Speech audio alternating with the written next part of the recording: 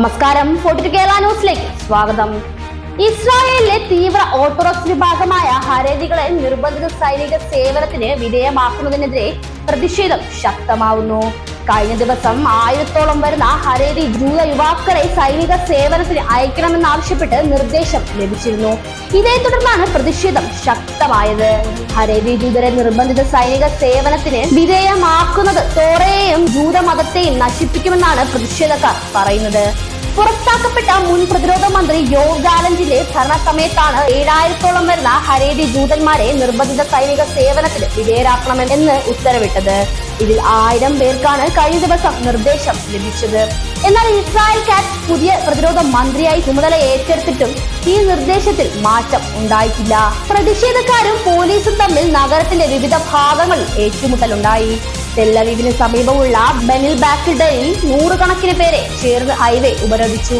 സൈന്യത്തിൽ ചേരാനുള്ള ഉത്തരവ് പിൻവലിക്കണമെന്നാണ് പ്രതിഷേധക്കാരുടെ ആവശ്യം.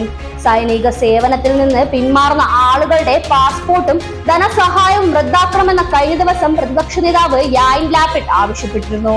ഹരേതി വിഭാഗക്കാരെ നിർബന്ധിത സൈനിക സേവനത്തിന് വിധേയരാക്കരുതെന്ന് മതപുരോഹിതനായ മുൻ സൈഫർദി ചീഫ് റബ്ബി ഇസാഖ് യോസഫ് ആവശ്യപ്പെട്ടിരുന്നു. ബ്രിട്ടൻ ആസ്ഥാനമാക്കി പ്രവർത്തിക്കുന്ന international institute four strategic studies പുറത്തുവിട്ട മിലിറ്ററി ബാലൻസ് റിപ്പോർട്ടുകൾ പ്രകാരം ഇസ്രായേൽ സേനയിൽ 1,26,000 സൈനികരാണുള്ളത്.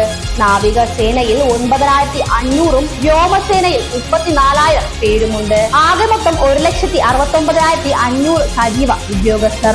ഇവർക്ക് പുറമെ കരുതൽ സേനയിൽ 4,65,000 ഉദ്യോഗസ്ഥരാണുള്ളത്. 18 വയസ്സിന് മുകളിലുള്ള സ്ത്രീകളും പുരുഷന്മാരും ഉൾപ്പെടെ എല്ലാ യുവാക്കളും നിർബന്ധിത സൈനിക സേവനത്തിന് വിധേയരാകണം.